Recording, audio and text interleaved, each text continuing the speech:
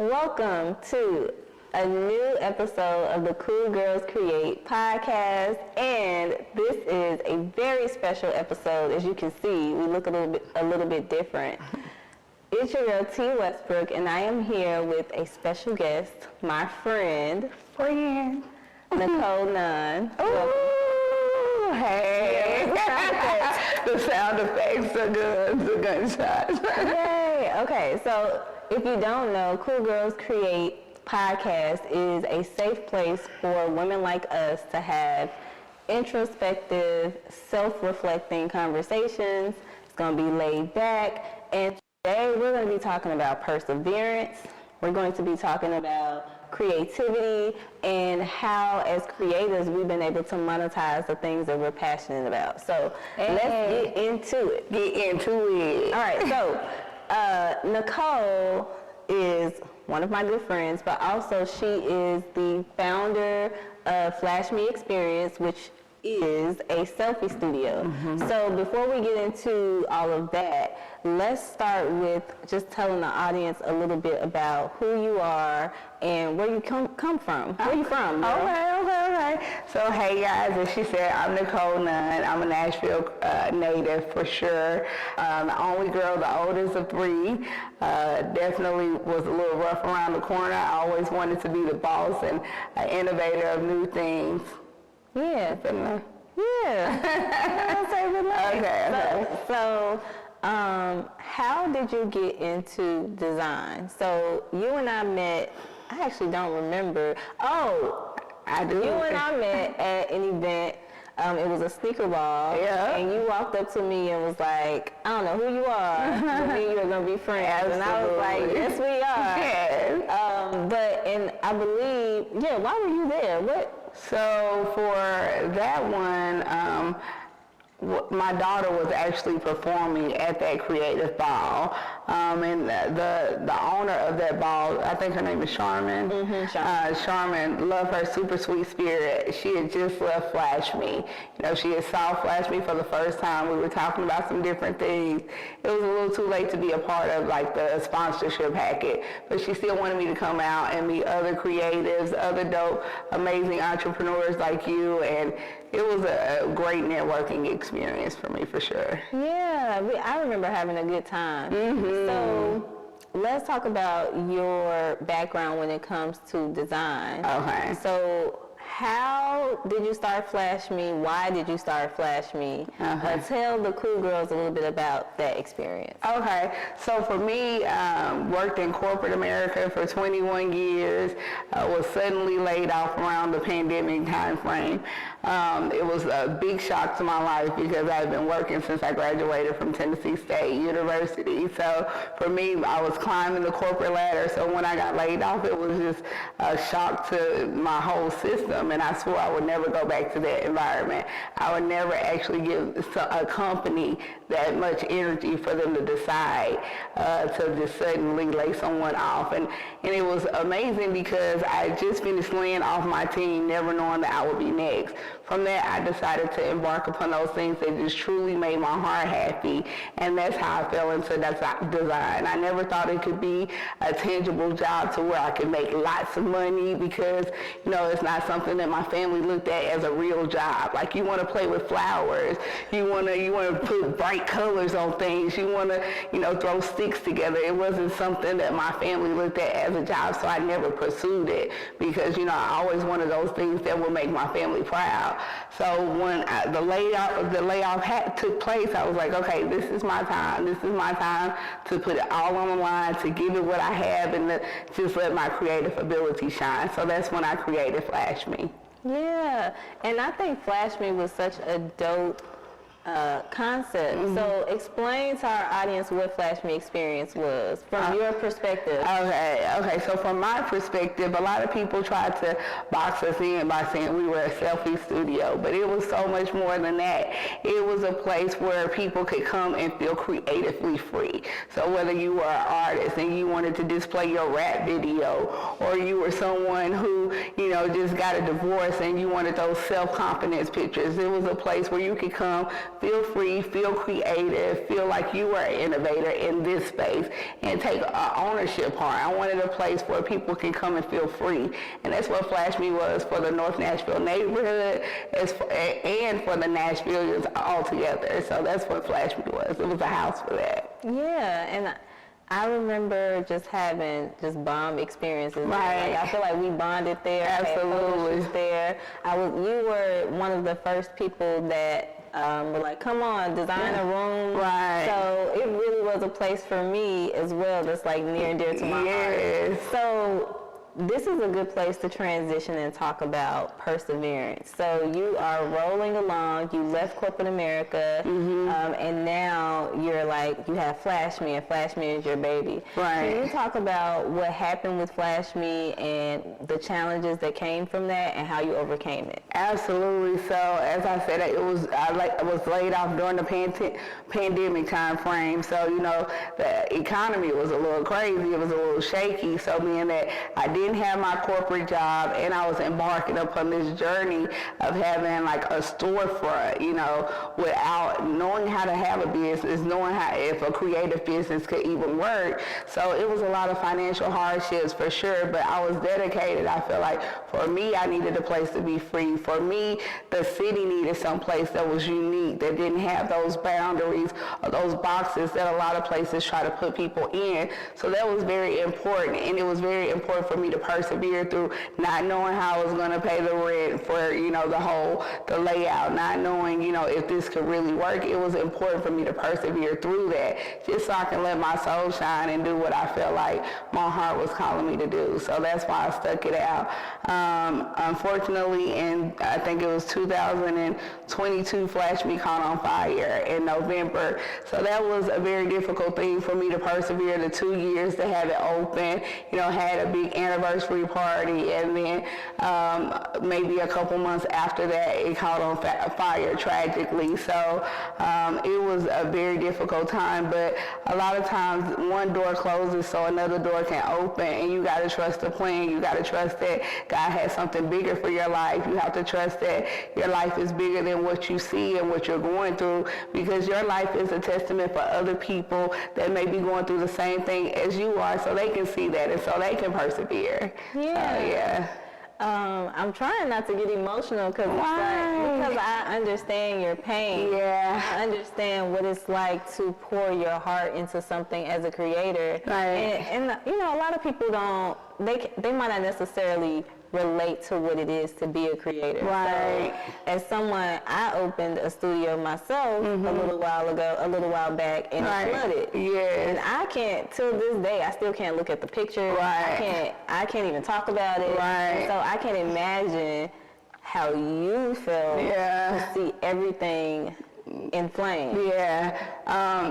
For me, you know, most people that are victims of fire, they don't even have, they don't actually see it. But for me, God had me in a unique situation to where I pulled up when the neighbors saw smoke. So before it even fully was engulfed in flames, I was able to see the whole process before the fire company came. And you know, standing there, a part of me wanted to run in and like a mother and rescue the space, rescue those things that were near and dear to me. But instead, God just had me be still. And it was kind of like one of those things like, do you trust me? Although I didn't know what was going to be next, I was unsure if I could even do another Flash Me, because it took 11 months for me to even build the first Flash Me.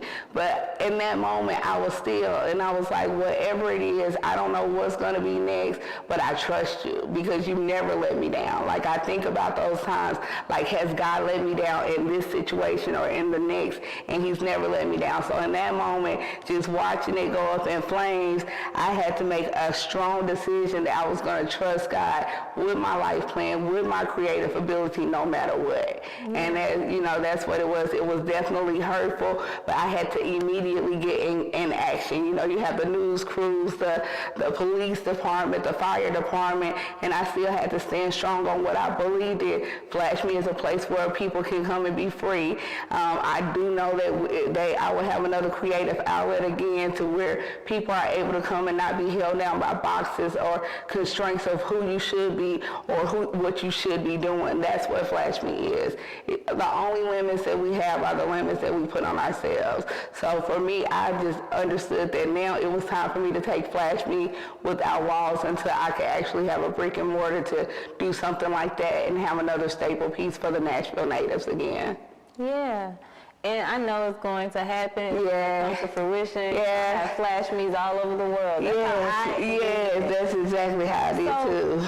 So let's talk about something that I don't think a lot of people address when it comes to entrepreneurship. Yeah. So it's unique for you because you've been through being laid off. Yeah. You've been through starting a business and then seeing your business literally go up in smoke. So, and for me as an entrepreneur, I've had plenty of dark times where, you know, how are we going to pay the bills? Yes. Or how are we going to figure out how to scale the business? How are we going to deal with these customers who might be angry about this? Or how are we going to make it through to the next event? Right. And so when it comes to being in that place where you don't necessarily know what you're going to do, what was that like for you? Like, what were you experiencing and how did you start to climb out of it? Oh, girl, what was I experiencing? Everything. What could I have done differently? Am I good enough to do it again? Is the mission of providing creative freedom and showing people to pursue their creative freedom, does that even mean anything? Is this thing called faith really real? Do I need to really just take one step at a time to make this happen? Like a plethora of things. Like I feel like that was one of the darkest moments in my life because I didn't know where to start. When you're an entrepreneur, you have your own business front. A lot of times things are tight. A lot of times you are borrowing from one bucket to make sure the next bucket is paid. So if you're already in that situation and then everything catches up, burns to fire, what do you do? So that was really me. I had to really do a gut check. Do I believe in the things that I'm telling people? Do I believe that your gift makes room for you? Do I believe that you can let your soul shine? Do I believe that you can really live out your creative ability? And I had to really do a gut check on that. Did I believe those things or was I just flogging to the people who were supporting me? So I had to really get in tune with myself and I had to really practice those things that I told other people were possible. So dust yourself out, think positive, feed yourself good positive energy, surround yourself around those things that just make your heart smile. I had to really take those steps to get back and put one foot in front of the other and know that whatever the next step was, that it was a bigger plan for God's destiny that he had for my life. So that's what I had to do to really turn things around. And from there, door one started opening, door two started opening, and here I am today. I did not die. I did not die. Did you die? I did not die. You feel me? So I'm still here, so I know that it's proof in the pudding and your gift does make room for you. And when you have your mind in the positive space, the doors will open that are meant to be open in your life. Yeah. Like, period. I agree. So to follow up with what you're saying, I definitely agree with you on getting back to like a positive space. Right. A lot of times it's difficult to do that, especially if you don't have a support system around you. Right. But I'm like, I got to find a way to go inside and pull it up. Yeah. Whether that's listening to music or like you said, surrounding myself with things that make my heart smile. Yeah. So, I think that's good advice. Yeah. So now, going back to your journey, so now we're in this space where the doors are opening for you. Right. Let's switch gears and just talk about monetizing your creativity because Flash Me Experience was one way to monetize your creativity, but then you moved into more of a design space. So just share with our audience how you transitioned into a different part of your career. Oh man, that's amazing. So, and that's why I say each step is important and pivotal for the next step. So don't disregard the steps that you have to take in your life. from Flash Me, the owner of my next project had visited the Flash Me space and said, hey, you know, if I ever I'm thinking about opening a restaurant. If I ever have a restaurant, I would love for you to give me something unique like you have in Flash Me in my restaurant. You know, people always say things, you know, it sounds good, but 1 year later, that same guy reached out to me, who is now one of my clients, and is one of the most immersive popping things that we have going on in Nashville, which is through the restaurant Soul. So that's how I actually connected with the owners of Soul, and that's how I actually got the job to be able to monetize my creative ability by designing their restaurant chains that is quickly going across the Middle Tennessee area. Yeah, so when it comes to design, and in this space, you are going from sole designer, when I say sole, like singular, to now you're managing a team, you have to communicate your vision. Right. Are there any things that you've learned along the way that you think would be helpful for our audience? Absolutely. One of the biggest things is always trust your gut. Nobody can tell you what your vision is because they don't see it. Your vision is your vision. Your vision is that thing that keeps you up late at night, that tugs at your gut, that tells you you need to go left when you may want to go right. That is the thing. So trust that and believe in that. So with managing the team, you know, I have to remember when they're questioning or when they may be oppositional about what I'm setting in place as far as what the goals are for the establishment for my creative gift. I say no, because I understand the vision is here. I understand the motion that I want to make as far as inspiring and being able to motivate this through the dining experience came here. So don't expect for those people to understand. If you know it's burning fire in your stomach for you to do something, stand on that. Big motion. Okay. Yeah. I know that's right. Big motion. Yeah. So now you're in the design space. Right. And you're in a different part of your career. Right. That I think requires like leadership skills and things like that. If you could talk to the younger you in her 20s. Oh, girl. Okay. What would you say to her? What would I say? What would I tell her? You are enough. And your greatest value is what you place on yourself. That's so good. You are enough. Like your ideas are enough. Your desires are enough. The money that you want to have for whatever you feel like your rates are, you are enough. And when you place that value on yourself, that's what it is. I agree.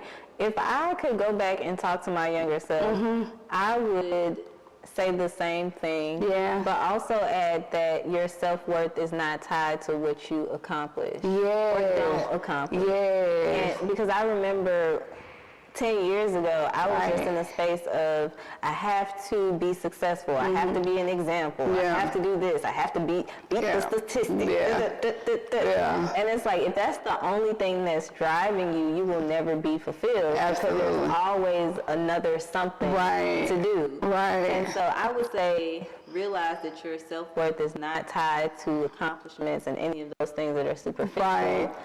And I would also say, boundaries. That's a good one. One word.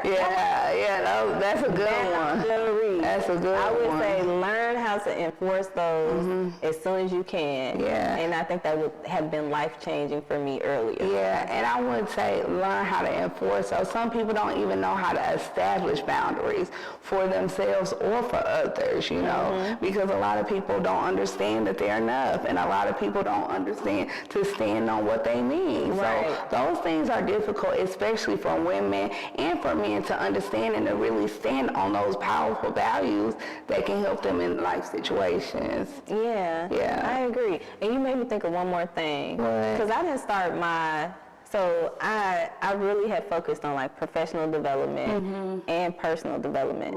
So for professional development, just like volunteering more, being more visible in the community, Right. Learning how to lead, those types of things, and then personally, like doing self-work, Yeah. addressing my trauma, Yes. instead of like looking at other people and being a victim, Right. really getting down to the root of why I look at the world the way that I do, Right. and then empowering myself. Absolutely. And I think that that's something that I've just recently started to do in my early 30s. Right. But I would say to anybody that's younger that's watching this, like, Right. do the work. Right. Because nobody's going to save you. Right. Save yourself. Yes. For sure. And a lot of people don't really take the time that's necessary to like just dig within. Like that makes me feel this type of way because I don't like this, or that makes me feel that type of way because it reminds me of how my mama treated me. You know, anything like that. Just be real with yourself. Yes. A lot of times we're scared of those ugly truths that really help us grow and to really fertilize whatever it is that we're trying to do next. You know, a lot of times we hate those fertilizer type of experiences, but really they're the best things that catapult us into the next level in life. Yeah, I love that you framed it that way. Yeah. Okay, so this is the perfect time to just talk about the future. Okay. So what's next for Nichole? Oh my gosh, what's next for Nichole is Flower Child Designs. From the spinoff of Flash Me and designing the chain of restaurants with soul, I know that design is what makes my heart sing. And I know that being able to inspire and motivate just through the unique designs that I provide as a service, I know it's time for me to bless the world with that. Bless the world with those epic experiences. A lot of people are trying to celebrate and capture those really dope moments, whether it's in their business, with photo booth walls, or if it's at their weddings. I want to be able to bring and create that energy that's like, man, that was a good day. Man, I remember we captured that moment on that dope flower wall. So Flower Wall Designs is coming soon. It's going to be global, so y'all just get ready. I am so excited for you. It's going to be fun. And I'm ready to just have you sprinkle a little bit of Nichole energy and all of the projects that So you ready, touch. so ready. It's going down. Okay, so let's get into the quick fire round. Ready. So I'm going to ask you 3 questions. Okay. And don't be doing no deep dive. No. You just got to go quick. I got you. Okay. So the first question. Ready. Dream vacation place. Ooh, Bora Bora. Bora Bora. Bora Bora. Okay. 3 things on your bucket list. 3 things on my bucket list: hot air balloon, designing at least 4 hotels is on my bucket list. That's fun to me. And then being able to have an international immersive experience designed by Flower Child Designs. I love it. Okay, last question. Okay. When you are taking a break from work, what is your favorite go-to snack? Anything with chocolate and nuts, that's going to be my thing. Chocolate and Do you nuts. like chocolate covered almonds? I do love chocolate covered my almonds. God. And it's my safe food because almonds are healthy for you, so I'm like semi-cheating, not all the way cheating. Tell yourself that, girl. It's okay, because I love chocolate covered. Yeah, that's my thing. That is my thing. So that's my go-to. Okay, cool. Okay. We are closing out this conversation. Yes. I've had a good time chatting with you. Me too. I love chatting with you. Yay. Okay, so let's close out and talk to the cool girls directly. Leave us with a final word of advice that will help creators and entrepreneurs just take things to the next level. Okay. Your gift makes room for you, creative community. Your gift makes room for you. If you know with your whole heart that whatever God has blessed you to be in your spirit, be that. Whatever that is, if it's the greatest DJ, the greatest model, whatever makes your heart want to explore and makes you want to do more, do that. Because take the anxiety of wondering how this is going to be, how am I going to get paid? Just know that your gift makes room for you. If you know that one thing like, oh, I want to be a new designer, your gift makes room for you. So the design firm, that's nothing. The clients, that's nothing. The figuring out the price, that's nothing, because your gift makes room for you. So if you know that one simple statement, the sky was never meant to be the limit. That's it. I know that's right. Yeah. So that's all I got. So we're closing out with the. Hold on. Let me just let them go ahead.